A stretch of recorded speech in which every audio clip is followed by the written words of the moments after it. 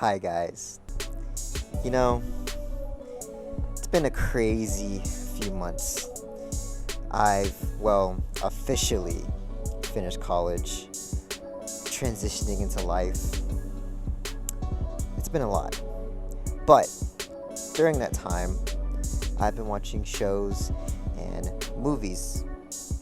And there's a lot of content, okay, that I want to get to, but I just haven't managed it all yet.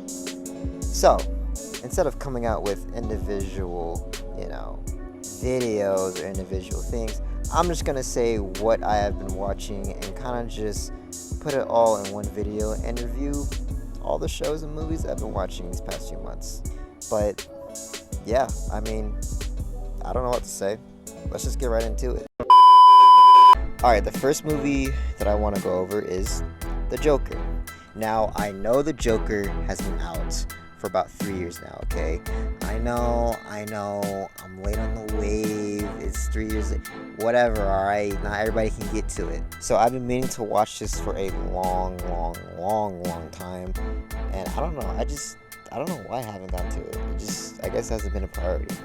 But I finally watched it, and it's incredible. Something that really stuck out to me was just getting into the mind of the Joker and how that was played out throughout the movie. This guy definitely has issues, right? Like, let's not sugarcoat that. He definitely has issues. And I think something that, this movie did well was, the fact that those issues and all that stuff, they played it off really well with the story and, with everything that's going on in his mind. The acting is really good. It's some of the best that I've seen in a long time. I think some of the shots are very creative and, integrative. Some of the color schemes and just everything that you would like in a movie is done really well. I don't know what to say. It's very, very good. And you can tell as you see the Joker becoming the Joker, he's not Arthur. And let me explain what that means. So throughout the movie, obviously we see who Arthur is, but to me, when we finally see him put on the suit, put on the makeup and fully embrace that crazy side of him, that's when we see, okay, Arthur is the Joker. The Joker isn't Arthur. The story builds up who the Joker is very well, and yeah, just to see his fractured mind play out throughout the entire film, it's done pretty well in my opinion, and I enjoyed it. Now again, I know I'm like 3 years late. Whatever, man, I got to it. I was pretty bored. I finally watched it, and I loved it. I loved every single second of it, and I had absolutely no problems with it, at least the first viewing. When I watch some of these the first time, I usually don't have a problem with it. Well, that's not true. I complain about some stuff. Point is that I enjoyed it, and I'm going to give this a 9 out of 10. Yeah, 9 out of 10. Alright, let's move on to the next one. Speaking of fractured minds, oh my gosh, MoonKnight is really good. When it comes to these MCU shows, they're good, at least some of them. I haven't watched Hawkeye yet, so bear with me. But most of them are good. What? 4 of them come out? 4 or 5 of them. Anyways, most of them are good, right? Obviously, I have a few problems with them, but overall, I think they're still pretty good. I think, I still enjoy them. But they always seem to add more to the MCU, if that makes sense. What I mean by that is whenever MCU has these shows, they're always focused on the bigger, picture of the MCU. And I think that's fine, but every now and then, I just like an individual story on a character. Now, WandaVision and Falcon and Winter Soldier and, Loki, they do focus on their characters, and I give them a lot of credit for that, and I think they do a relatively good job with it, but they're still focused on the overarching and the, big picture of the MCU, and it doesn't really get annoying, but sometimes you like to have an individual story, and that's exactly what MoonKnight is. MoonKnight is an individual story, and it doesn't really mention the bigger, MCU picture. And I think that's fine. And the one problem that I have with Star Wars sometimes is that sometimes it can reel itself back into the Skywalkers, even though the Skywalkers, that story is over. So the fact that Moon Knight focuses on, who he is as a character and, his story alone, it's very, very refreshing, which is also why I like movies like Solo and Iron Man 3. Those movies don't really focus on the bigger, picture of whatever universe they're in. Their individual stories tied from that or apart from the bigger story, and I really like that. But something about Moon Knight that just really interests me is just the dynamic that Steven and Mark play. I think it's so awesome to see Oscar Isaac just play both Steven and Mark, and I think he does a great job of playing two different characters. One minute he's Steven, next minute he's Mark, and he's actually doing a great job of flipping back and forth onto who those characters are, and they feel real. I have to give him a lot of credit for that because, again, it's the same actor doing two different characters. That's not easy to do, and he does a great job of that. I thought some of the mythology in this show was really good. Seeing some of the I don't know exactly if it's Egyptian or Greek. Please, don't get mad at me, okay? Somebody said it and I forgot what it was. But just to see that mythology, the gods and, that spiritual aspect, again, just having its individual story, it was really great to see that. And I think the plot and the story itself was very engaging. A lot of the characters really well, other than Steven and Mark, Layla, I think that's Mark's wife's name, Layla. But yeah, she did a good job. Some of the side characters, Khonshu himself, he was really good. I liked him. I liked seeing him on screen and his dynamic that he played with Mark specifically. I liked how he liked Mark but didn't really like Steven. I thought that was pretty funny, even though they're the same person. I think that's pretty cool. And again, this show just does a great job of having his individual story, specifically about mental illness. Usually, well, no, I'm not going to say that. Marvel shows and movies, they kind of, I don't want to say play it safe, but they don't really have crazy deep meanings in their stories, which is fine.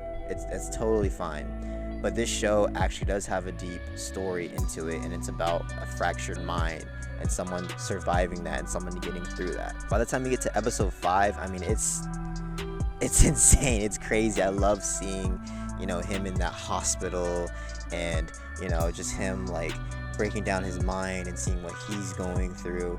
All that was just great to see, and I think that the director and just the show itself executed that very well. But yeah, I really like that this show did focus on that mental illness aspect and that it didn't shy away from it. It didn't, turn a blind eye to it.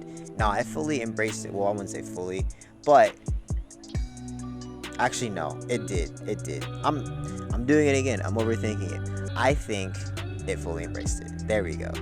That's my final thought on that. So yeah, I mean, Moon Knight was good. I liked this individual story on who Moon Knight is.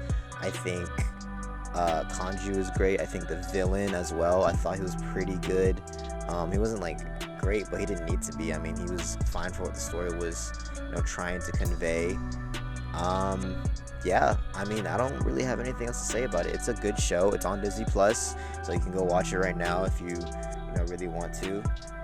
And yeah, I'm gonna give Moon Knight a 9 out of 10. Another 9 out of 10. Wow, look at that. All right, let's go to the next show. Yeah, Smiling Friends is pretty good. It's actually really good. I enjoy it.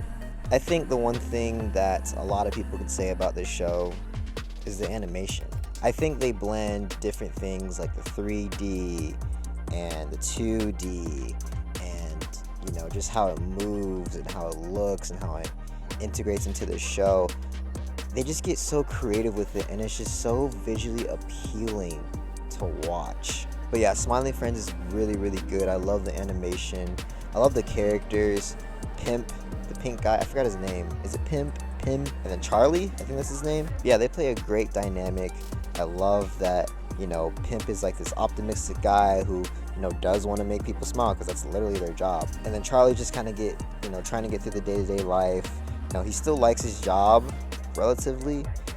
He's not like suffering or anything, but there are times when he's just kind of like unmotivated and just wants to, get paid. I think something that also stands out to me in the show is the writing and their storytelling. When they tell their stories, it's very specific how they want to tell it. When it wants to show each episode, we see that there is a style, there is a way that they want to do it. And the way that they want to do it is to kind of exceed your expectations. But like in a good way, not like in a very obvious way. When I was watching it, it was very engaging to see these characters go through the story and to see how it was going to end and how certain things were going to happen.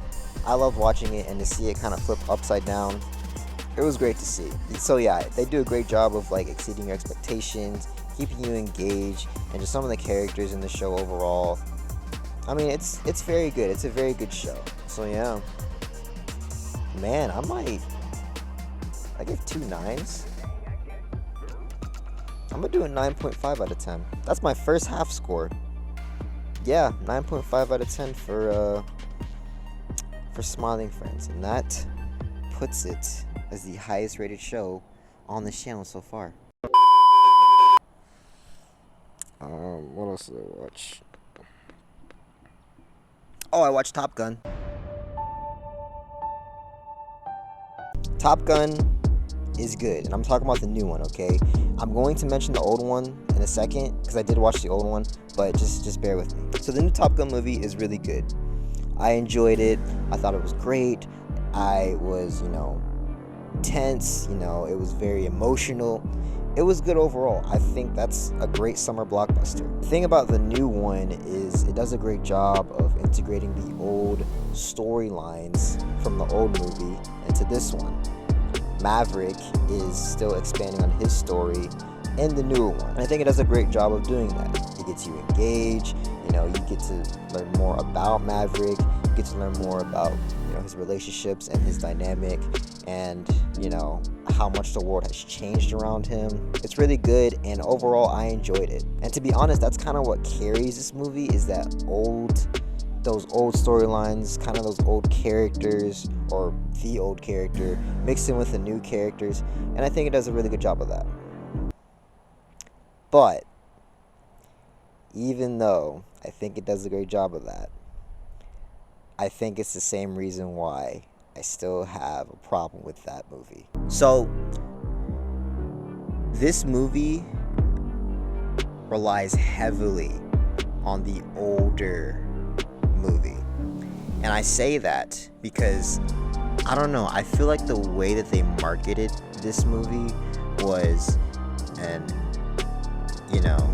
anybody can watch it. You didn't have to watch the original. Like, this is a new story, which it is a new story technically, but it still has, Maverick and things that he dealt with the older movie into this movie. So yes, I think this is great. I think it's great that they did that.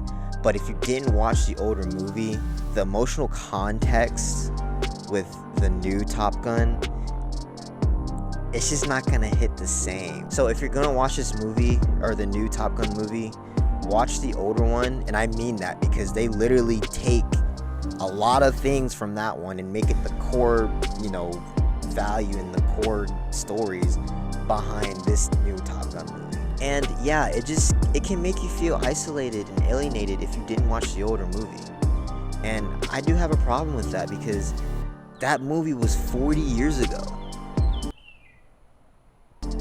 40 freaking years ago. That was a long time ago. And basically how this movie goes is, it's basically just a sequel to the first one.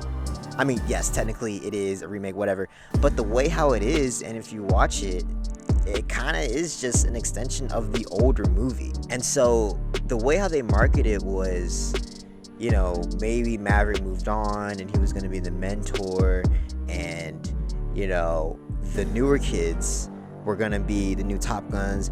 That's how I saw it in the marketing, but I don't know, maybe I'm wrong. Either way, I still have a problem with how they were executing it, and it's fine, okay? It's not bad. It's not it doesn't ruin the movie, but you have to think about certain audiences as well. Like, you have to think that going into this movie, not everybody has seen it, at least in my opinion. And if you want to niche out, like if you want to market this to the people who have seen the new Top Gun or the older Top Gun, then do that. But to me, going to this movie, I felt like this was the type of movie that was for everybody, but it's kind of not, because you again needed to understand the older movie or to watch the older movie to actually get a lot of the context behind it. Now, I watched the older movie, which is why I enjoyed it a lot, but for those who haven't, it might not hit the same. Now, yes, you'll understand what's going on because it's not hard to figure out what's going on, but again, it's just not gonna hit the same. And this is what I have a problem with like modern blockbusters. Star Wars has this problem as well. They relied heavily too much on the older movies instead of letting the sequels kind of be its own thing. Now, yes, Rey's his own character, Finn is his own character. Well, they messed up Finn, but Kylo Ren, like, they're actual characters. But for somebody who hasn't seen Star Wars, due to contrary belief, not everybody has seen Star Wars. So for everybody who hasn't seen Star Wars and they're going in to watch The Force Awakens, because I know people like this who haven't watched Star Wars at all and they went to go see, Force Awakens when it came out, they're not gonna understand the context behind Han Solo or, Leia, or whenever there's a scene about seeing the Millennium Falcon. Like, they're not gonna fully get that, like the reminder of the older movies. It just got old. It got old and it felt, very superficial. Like, you gotta, it's okay to remind people of the older movies, but to have it such a bigger, such a big part in general of your current story, I don't know, it can make certain fans feel isolated. It can make certain audiences feel like they're left out. So I enjoyed Top Gun. I loved it, okay? And I'm gonna tell you, it kind of seems like I was complaining about it, but let me tell you some of the things that I actually did like. I actually liked the newer crew, seeing them, engage with one another. I liked the scene where they were, at the pool and they're, kind of like going at it with one another. I like that. That was cute to see.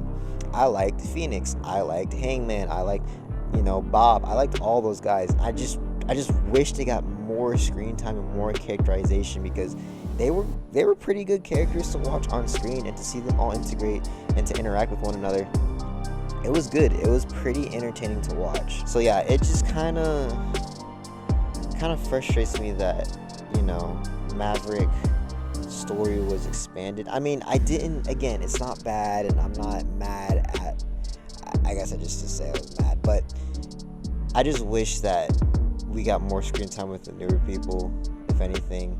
But yeah, I mean, I also love the fighter jets. I love seeing the dogfights. I love seeing them, learn what it takes to be a pilot, or they know how to pilot, but you know what I'm saying. I like seeing, the mission being accomplished. I like seeing all that. It was great. I like Rooster, I thought his character was well, and the dynamic that him and Maverick played, that was pretty good. And then, okay, I know, again, I liked the movie. It was intense. I loved it. But I will say one more thing, and then I'm done, all right? I could have went without the 4-layer ending. So, okay. The ending in this movie has like 4 different layers to it, and it's just too much. Could have cut 2 of those. So, after they accomplish the mission, right? They accomplish I call it the trench run. I forgot what it's called in the movie, but I'm gonna call it the trench run because that's what it reminds me of. So after they do the trench run, do all that, which is pretty, I think my favorite scene, definitely my favorite scene in the movie. I thought that was pretty great to see. That was a bug. Okay. So after they accomplish that, right, the missiles are, going after them, and they're, almost dying and stuff, and they have to dodge it. So that happens. So after that happens, right, Rooster's in trouble. He has no more flares. He's about to die. Maverick comes in and saves him. We all think, oh no, Maverick's dead. And then after that, oh no, Maverick's alive.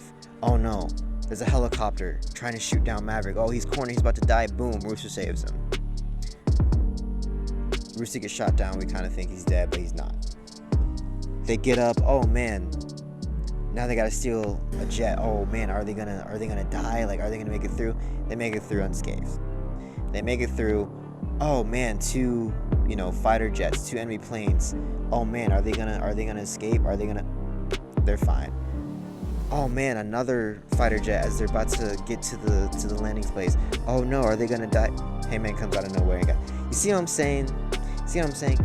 I think they should have ended it when Maverick sacrificed himself. First of all, I should have seen this coming because the trench run was a little bit too.